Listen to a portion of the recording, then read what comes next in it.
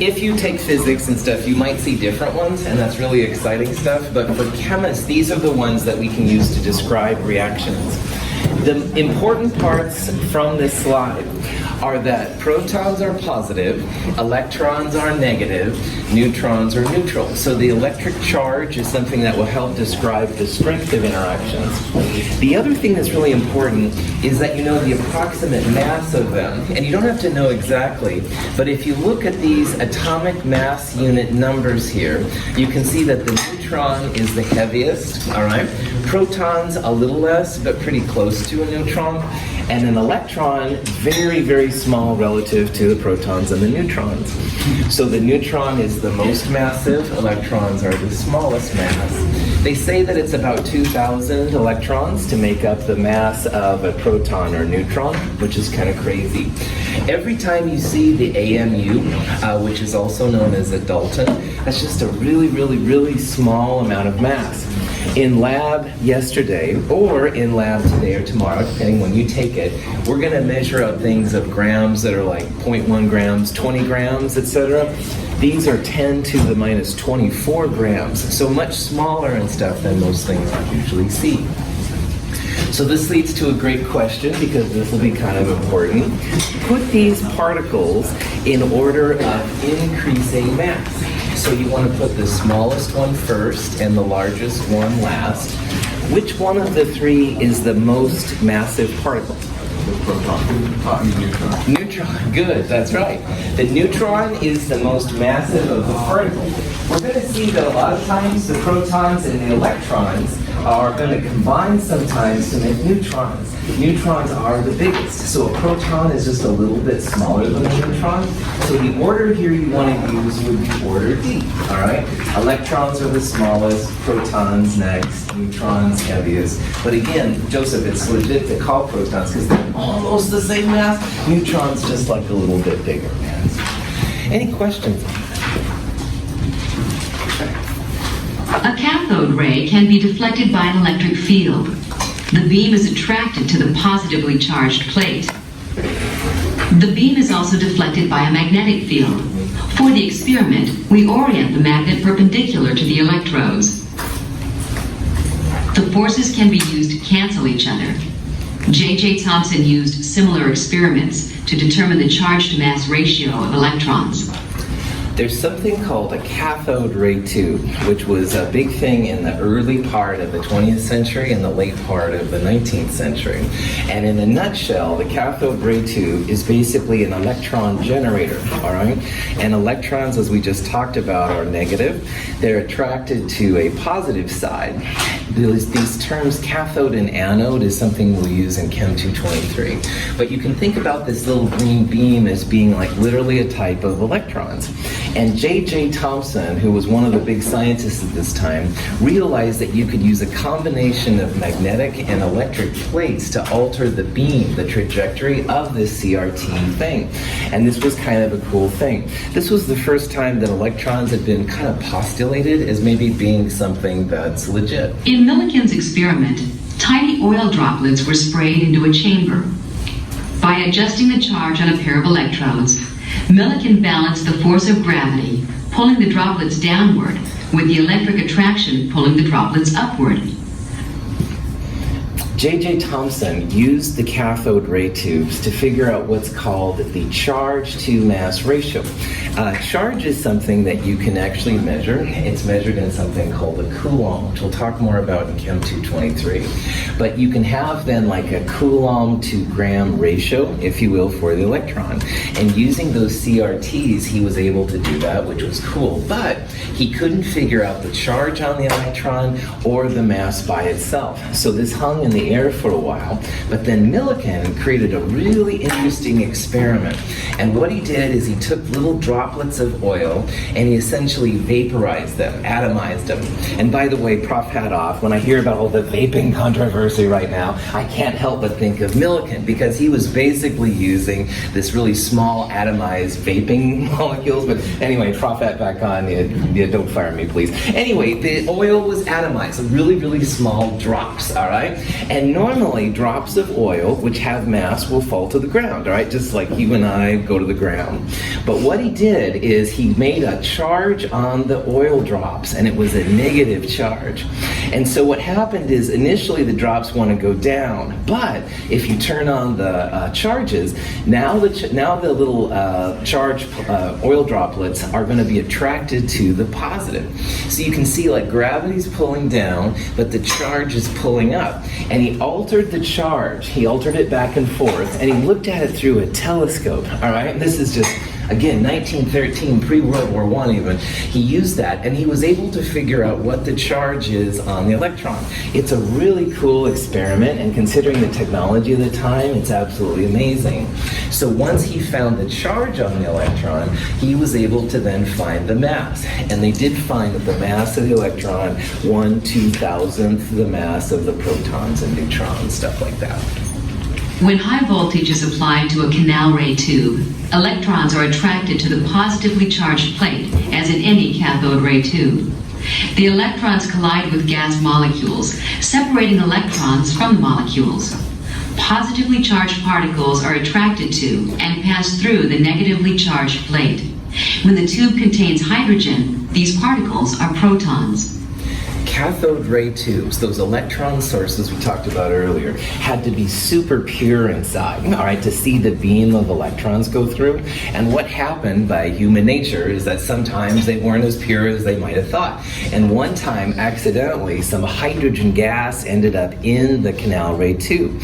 Now, why that's kind of a big deal is because the electrons, which are these little blue things, were going from they would go from the negative to the positive plate because they're attracted to the positive side. They'd go through, but now they would run into these little hydrogen atoms. And when an electron from a CRT bumps into a hydrogen atom, the hydrogen atom breaks up, and it creates a second electron, a second little blue thing, but it also created a proton. And the protons were attracted to the negative plate that the electrons were trying to get away from. And it took people a while to figure this out. Rutherford is a great scientist in this area. He was the one that's attributed usually with discovering what the proton is all about.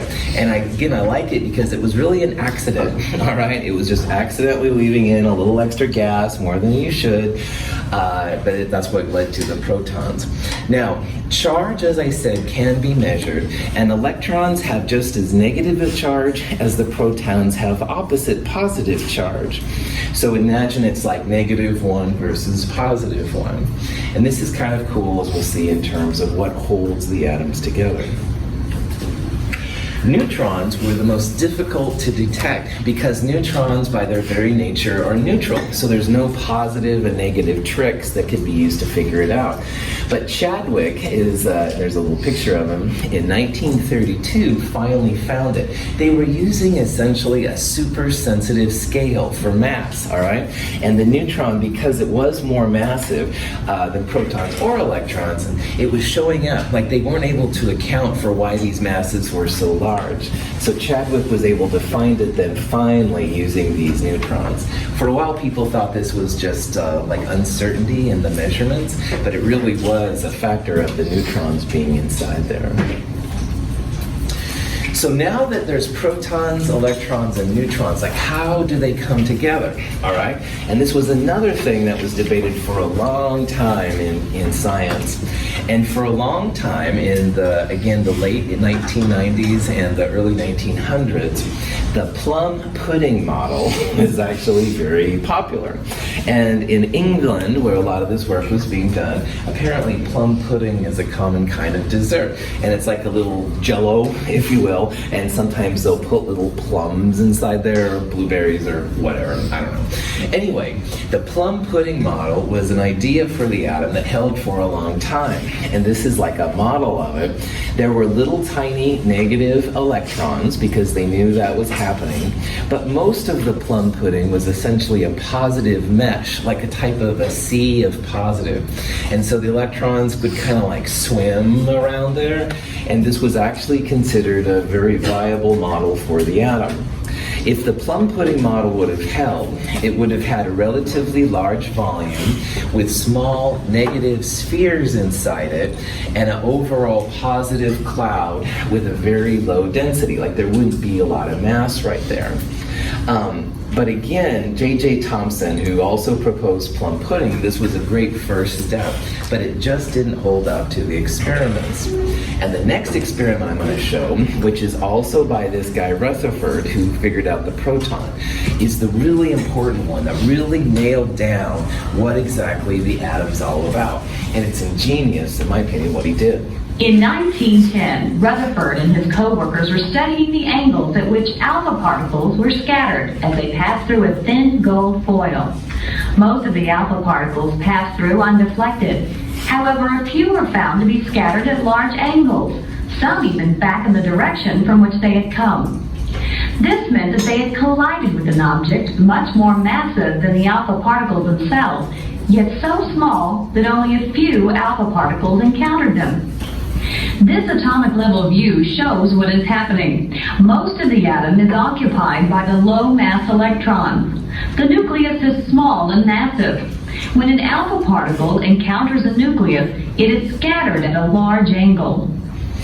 An alpha particle we saw on Monday is basically like a positive helium atom, all right? So it's relatively large mass, it has a lot of weight to it, and it has a positive charge. And what Rutherford was doing, he essentially had an alpha particle source, a gun, if you will, all right? And it was firing little alpha particles at a thing of gold foil. And gold foil was known to be relatively dense, that's why they used it. And then that kind of strip that was around there, that's a piece of photography paper essentially. So they'd fire these particles in, they would then take the piece of photography paper and develop it and see what happens. And what they thought was going to happen is that most of the particles would just go straight on through, all right? Because in the plum pudding model, there was a relatively low density overall. But what really surprised them is that not that the ones went through, but a lot of them were like going off to the right or off to the left. Some of them were even coming back at the detector itself, and no one thought about that at all. So thinking all of this and using this experiment, which is called now the gold foil experiment, they came up with a model of the atom which looks more like the model we use today. And in the current version of the model, like we talked about a little bit on Monday, the nucleus in the middle has the protons and the neutrons, and the electrons kind of circle around the outside. And that jives with what the gold foil experiment said. So these little dotted things, these are those positive alpha particles, and most of them are just going like straight on through, no problem. Even though it's gold and stuff, it's pretty good. But man, once in a while, the alpha particle happens to get close to the nucleus. Now, if the nucleus holds protons and neutrons, what will be the charge of the nucleus? Positive, that's right. So positive alpha particles come in contact with positive nuclei, they're going to get away from each other, they're going to repel, all right? So depending on the angle that it came in, some of them went off to the left, some of them went back to the detector, all kinds of stuff. So the atom, all right, as seen through Rutherford's gold foil experiment, looks more like this, all right? Most of the atom is like a ghost. There's literally nothing there. Like if you could expand the atom so it was about my size, I could walk through the atom and it would be no problem.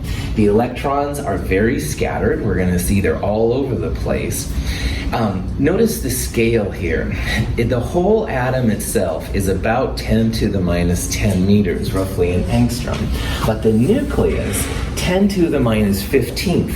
If you remember from the powers of 10 video that I made you all watch last week, there were several powers of 10 between when you got through the electrons and you could be able to even see the nucleus. And that's what Rutherford found. That nucleus is freaking small. I have to use appropriate words because this is a G-rated class, okay? But it's freaking small. It's very, very small. And that's why most of the gold alpha particles just travel right on through the gold with no problem. But once in a while, those little alpha particles come close to or actually in contact with that. And then you've got the positive repulsion going on. You're going to see all kinds of little scattering going on.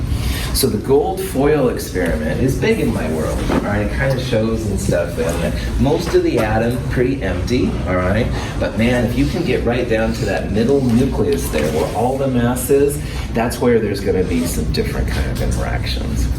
So when I draw like a picture of the atom and I like have the nucleus right there, please realize this is just a teaching aid. If this was real, you couldn't even see that. All right, it's 5 orders of magnitude smaller. All right, like 10,000 times. All right, really, really small than this one right here. And that's the way it is with a lot of these things. It's a differential. So I get excited by the gold foil experiment because Rutherford was kind of a rebel. He was from New Zealand, and at the time, all the aristocracy of science, if you will, was mostly located in Germany and England. So, you know, New Zealand, those rough and, you know, cowboys out there, or whatever they thought of New Zealanders. So he got to England kind of on a ruse, and then he developed all these awesome theories and stuff. And Rutherford is a real player when it comes to chemistry, history, and how things develop. Yeah. So if our nuclei are actually that small, when we're illustrating an atom like this, that circle you draw, is that maybe representative best of like the outermost electrons that might be orbiting? Is that what we're actually looking at? Good, right on. We're going to see at the end of this, at the end of Chem 221, that there's actually like layers of electrons, absolutely. So in the thing I'm using right here, this would be like the outermost electrons, and the inner one would be the nucleus. The innermost ones are still like probably like 3 or 4 orders of magnitude bigger, but it isn't quite as succinct probably as this one. We'll talk more about this, that not all electrons are the same level and stuff, and we'll see more about that at the end of this class. Excellent. Yeah. So when we see that experiment, some of alpha particles, they collide in the passes, some are move up in different direction. So these are alpha particles, they pass through the nucleus because they didn't heat it, or they just get some positive charge and pass it. How they pass through the nucleus. Cool. So again, it's like if you would imagine a room much bigger than this one and only one person inside, and as you walk from this side of the room to the far side, the chances of you seeing that person aren't very good. Like you could go to the left and the right, all right? It's only when you happen to get next to the person that you interact with them. That's kind of the idea going on here. Most of the alpha particles don't see anything in the atom. It's literally like an emptiness and stuff. It's only when they get in the exact middle that they can begin to see something. Excellent question. Other questions? Yeah. So the rate of reflection would probably be around, if it's really 2 atoms hit well, it would probably be around 1 in 1,000, right? Oh, probably even less than that, Eric. Again, the nuclei are so small relative to the atoms, and I don't know how to calculate something like that, I'll be honest, but I would guess it's even smaller than that. I can say, Eric, that the spot, if you will, of the alpha particles going through the atom was much, much, much more bigger and intense than the little scattering and stuff they saw. And apparently Rutherford's eyesight was not that good, so he'd have his graduate students look through the telescope to see even better what they were, and they saw the spots better and stuff. So, but I don't know exactly. And do alpha particles ever carry an electron with them? Oh, right on. So an alpha particle with an electron I would call just normal helium, all right? And that stuff is actually pretty benign. Now, in reality, and we'll talk about this more in Chem 222, an alpha particle could have up to 2 electrons, and that would be neutral. Sometimes it does have just 1, but the energy of the alpha particle is so much greater that the electrons are usually ignored. They're kind of inconsequential to the reaction. We'll talk more about that in Chem 222. Yeah. I just wanted to clarify the plum pudding model. So it was a, you said it was a positive cloud with electrons inside, right? Right. So how come they expected the alpha particles to just go through it then? Because if it was positive outside, wouldn't it just come back then? Right on. That's exactly. If it would have been, like, let's say this was all positive and a particle comes back, they expected to have more stuff on the side than like stuff going through. They were really surprised, I guess, how much came through. They thought maybe a little bit, but, and again, there's probably people that can do rates case, but a lot more of it went through, I guess, than came back. So they were expecting it to just be more uniformly scattered toward the Yes, sides that- instead of going through. Okay. That would be a better explanation, absolutely. Great question. Great question. All right, so as an overview of the atom, and this is again how we're seeing it today, and in 2 weeks there may be a new model, but for right now this works pretty well. The nucleus has the protons and the neutrons, and the electrons, through systems we'll talk about later, kind of circle around the outside. There's a lot more to that, but we'll get into that later. What that also means then is because the protons and neutrons are much more massive than the electron, that means that most of the atom's mass is in the nucleus. And you can literally strip the electrons away and the mass is almost the same. And that goes back to Eric's comment a little bit about alpha particles. It's really more about the mass. When you get down to the area of the nucleus, it's incredibly dense, all right? We're gonna do a calculation in problem set 2 that talks about the density of the nucleus relative to the density of electron clouds. And it's literally, there's nothing in our day-to-day world that compares to the density of the nucleus. And we'll see that next week. This part's important. An atom is considered neutral if the protons and electron number is the same. And for problem set 2, and this chapter that we're looking at right now, we're going to consider mostly that the atoms are neutral. They don't have a net positive or a negative charge. If you've taken chemistry before, you know that that's not always the case, and we'll talk about that more in the next section. But for right now, this is an important concept. An atom is neutral if the protons and electrons are the same. Then you have just as many positive charges as you have negative charges. Pictures of the atom used to be almost non-existent. But as technology develops, there's better and better pictures, and I just want to spend a little time showing some of these. This is an older picture now, but it's something they were able to do. They made essentially a circle of iron atoms, all right? And each one of those little dots, those little highlights, is one of the iron atoms. And this circle has a radius of 71 angstroms. An angstrom is a type of unit. We'll use more in Chem 222 than right here. An angstrom is an A with a little circle on the top of it. And if you see it, it's just 10 to the minus 10th meters. And if someone ever asks you on Jeopardy or something like that, approximate diameter of an atom, it's roughly an angstrom. All right, that's roughly how wide, if you will, an atom is, give or take. All right, that's kind of rough. IBM has done some really cool work in developing little home videos and pictures of what the atoms look like. And they use something called scanning tunneling microscopy, which is nothing we have to worry about in this class, but it's a pretty cool technique for doing things. And I want to show you a cheesy little video. I can't help it, man. It's so cool, of the atoms.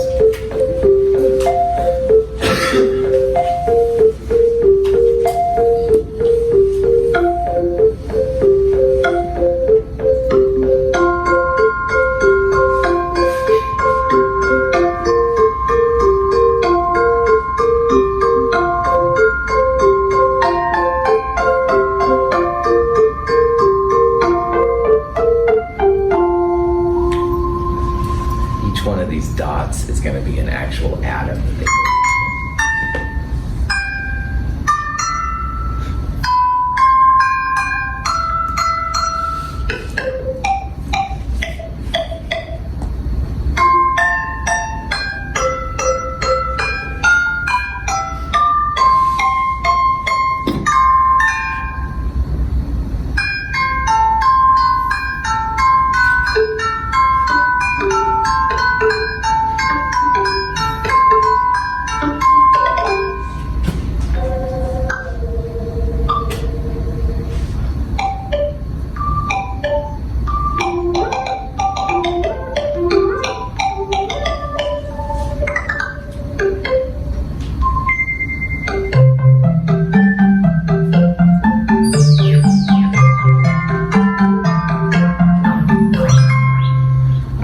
that this is a big ad for IBM, but it's really cool technology. And they even made a cool little Star Trek picture, which of course got my things. And by the way, you don't have to like Star Trek to get an A in this class. I'm just letting you know. But anyway, I will make references to it. So these little parts then are literally atoms that have been manipulated, right? And so they made them one picture, took a picture. Then they manipulated an atom, took another picture. So it took them a long time to do it. It's pretty cool though what they can do. What type of atom was it?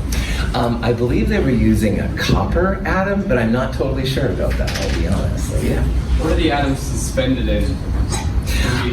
It's right on. It's I believe it's a carbon graphite kind of thing, which is relatively neutral and stuff. I think that's what they did.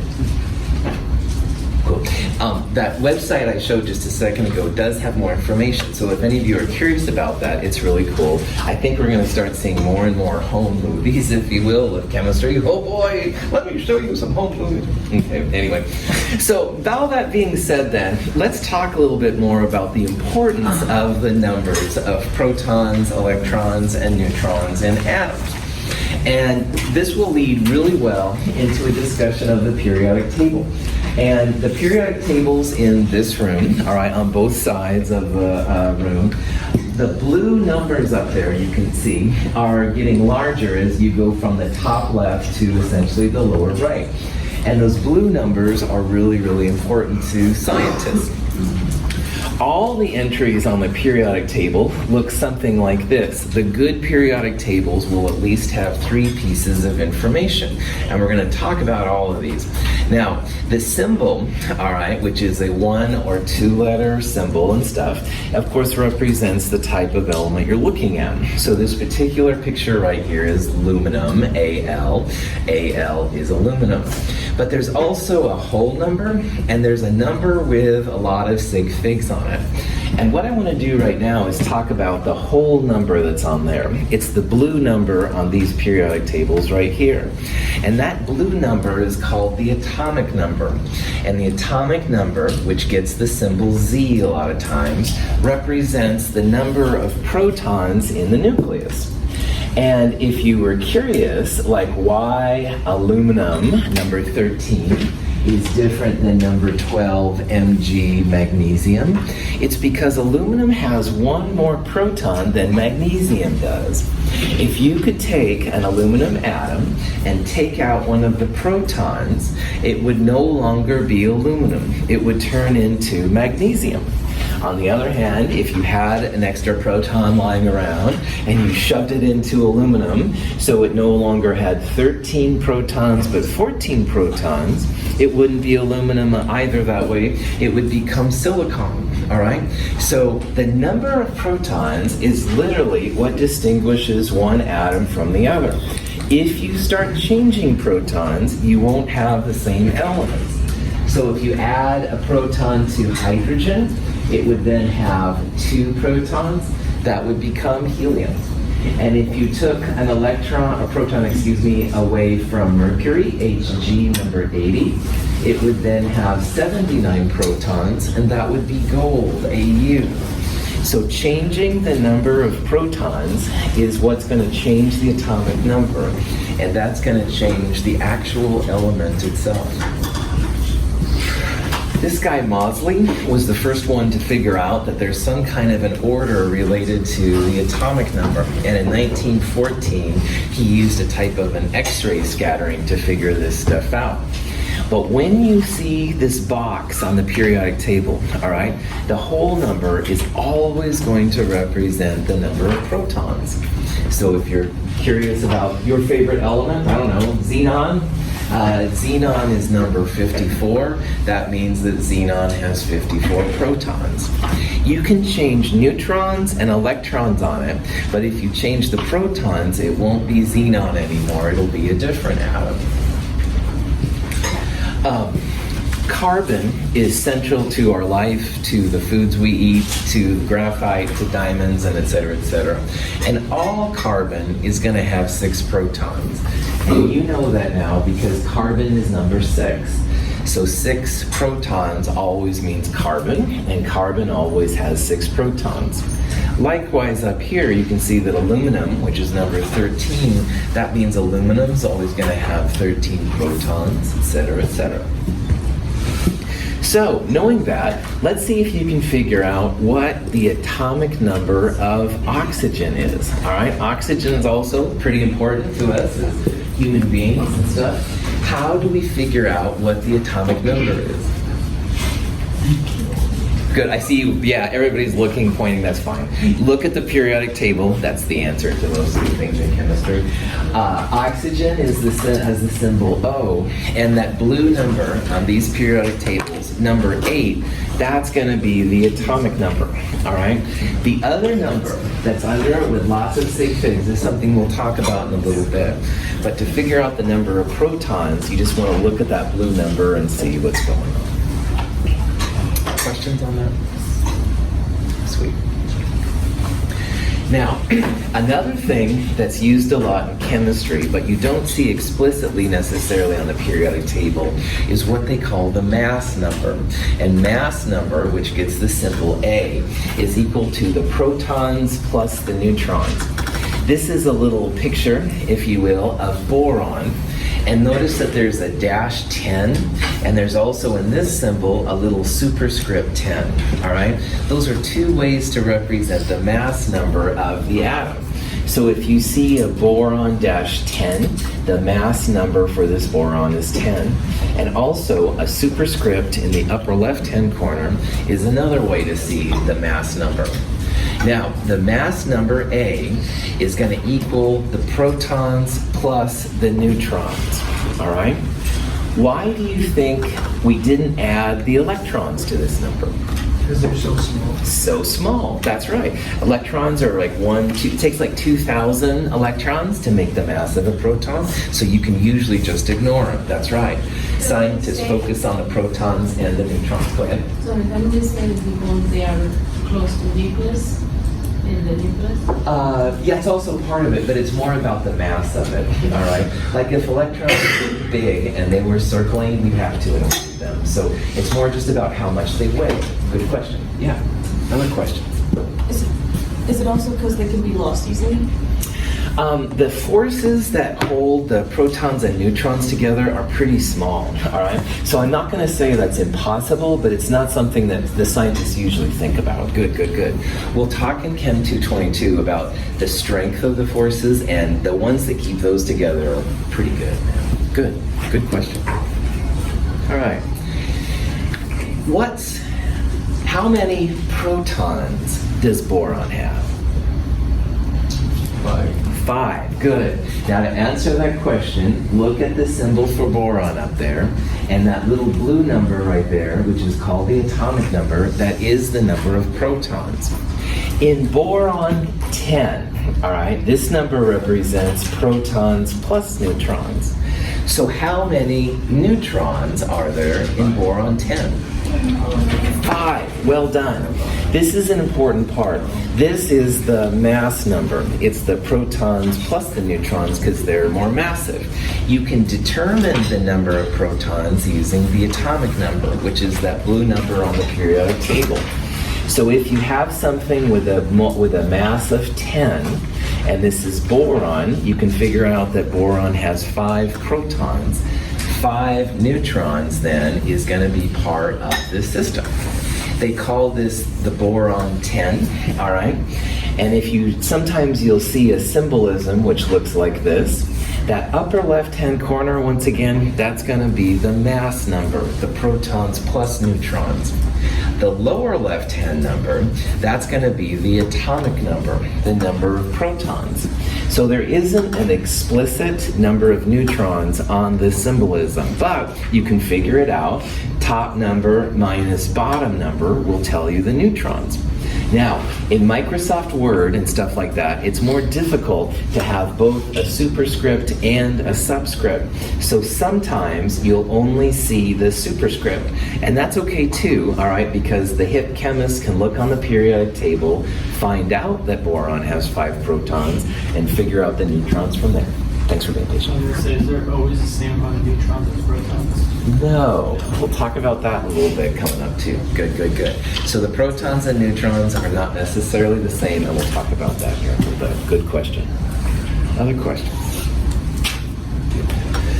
Now, boron has a couple different versions, and sometimes I call these flavors, but that's really not appropriate. But here's what I'm thinking. Like if you go to Baskin and Robbins and stuff, there's a gazillion different ice creams. They're all ice creams, and sometimes you feel like vanilla, and sometimes you feel like, I don't know, pistachio or whatever your favorite ice cream is. I bring up the idea of flavors because there are usually many different flavors of the same type of atom. And this is an example of boron. Now boron, as I showed earlier, boron 10 was an equal number of protons and neutrons. But there's another type of boron, which is boron 11. Boron 11 is still boron. It still has 5 protons, but now you can see the mass number is 11. So how many neutrons will boron 11 have? 6. Well done.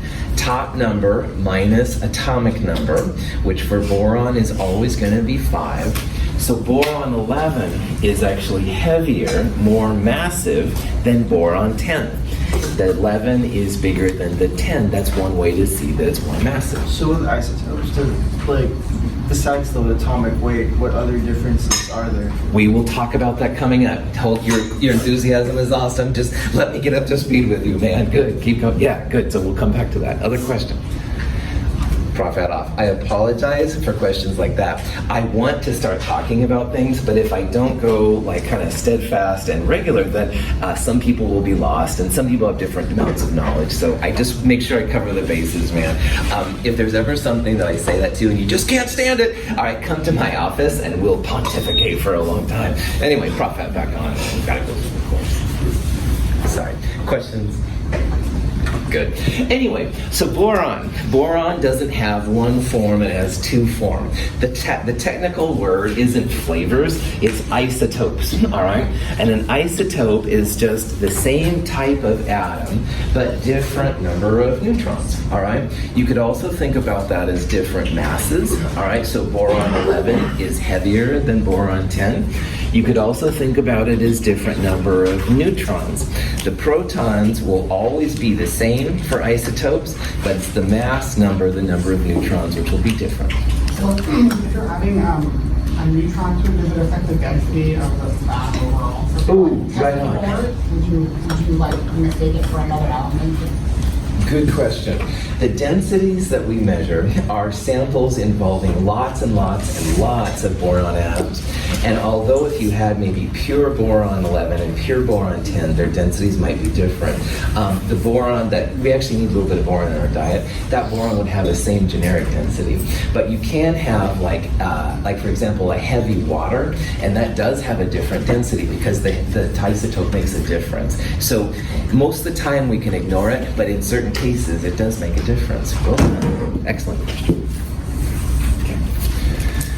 Boron 10 and boron 11 are the 2 most common isotopes of boron. And again, note here how both of them, because they're boron, they're both going to have 5 protons. But boron 10 has 10 minus 5 neutrons. Boron 11 has 11 minus 5, or 6 neutrons. So the difference of isotopes is essentially one of neutrons.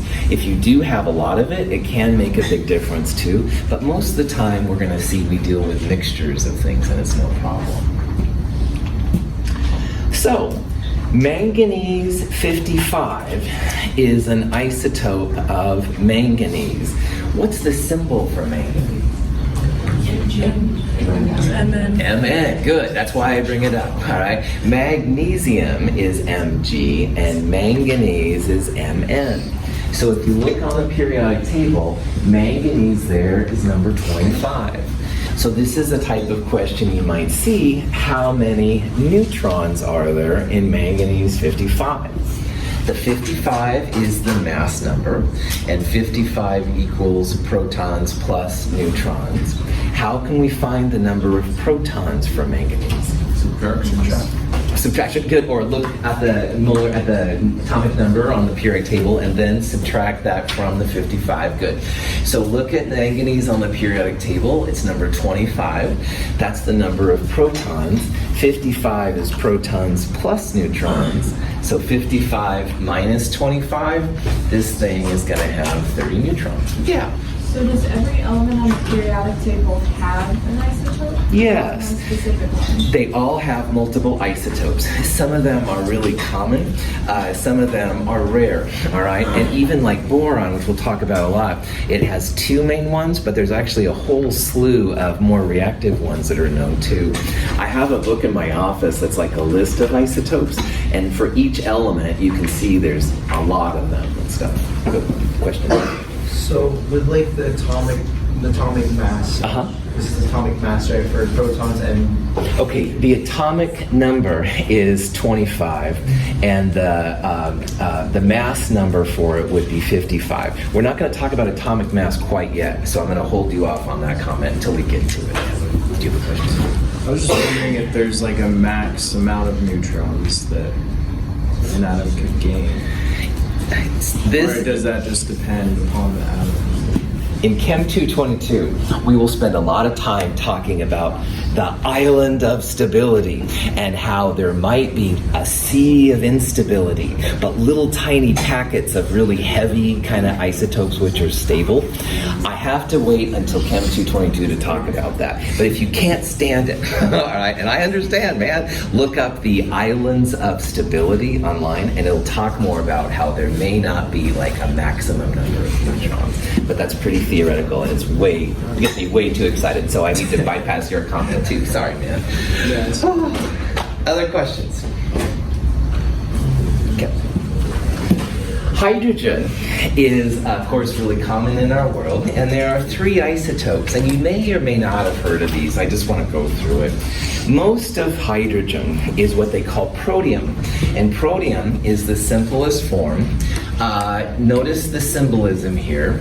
The lower left number is the atomic number, the number of protons.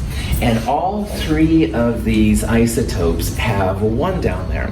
Hydrogen is atomic number 1, so it had better have a 1 right there. Protium has a mass number of 1. So if you're curious again about the neutrons, top number minus bottom number, this thing has no neutrons, all right? It's the simplest form of protium.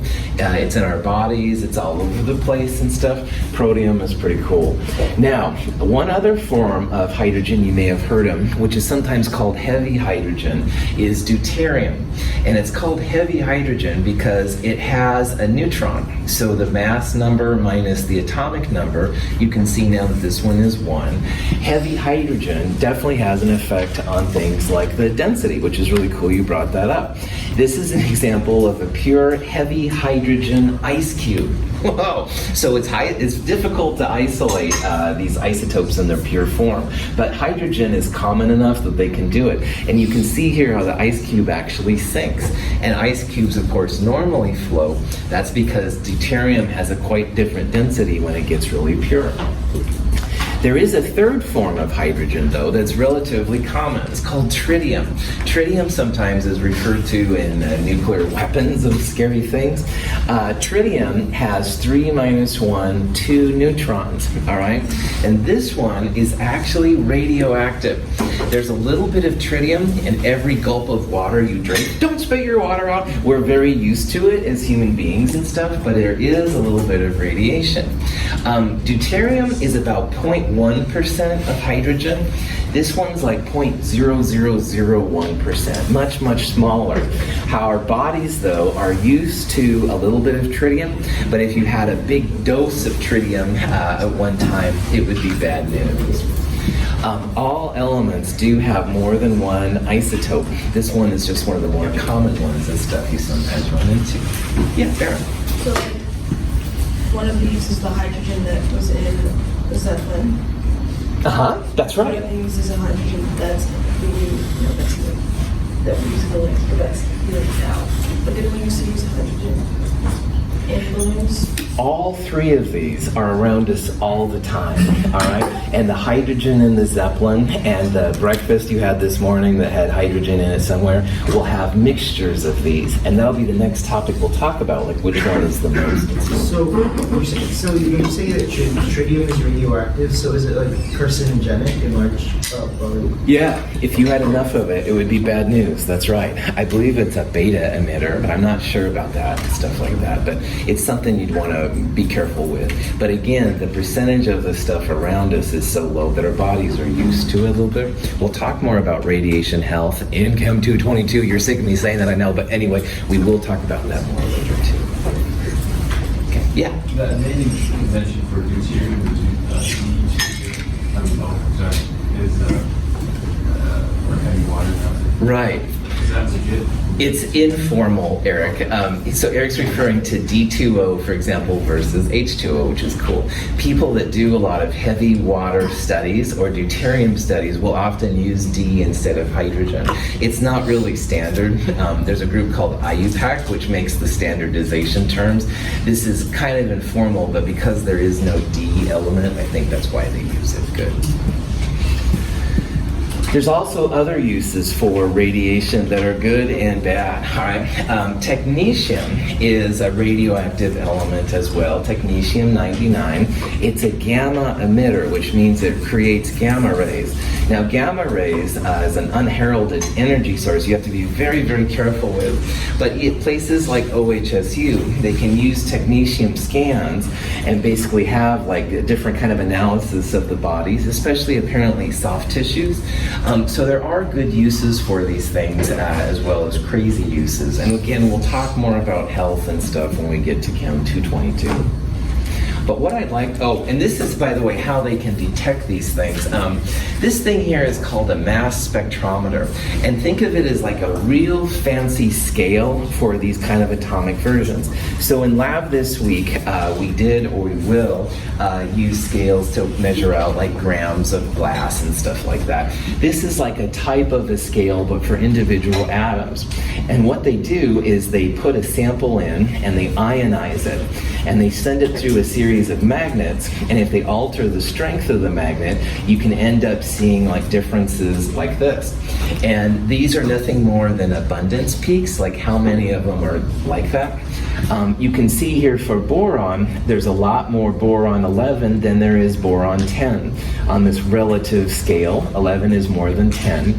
Over here, the 35 chlorine is more abundant than chlorine 37. So this is how they can sometimes determine it. For about $50,000, you too can have your own GCMS, which is a great way to analyze different compounds. You shove it into a little box and stuff, it'll spit out stuff like that. Woohoo! Just what you needed. Did they make a big mass spectrometer in like Sweden or something? You might be talking about the CERN, the big thing, and that's like another type of an even fancier mass spectrometer. Good.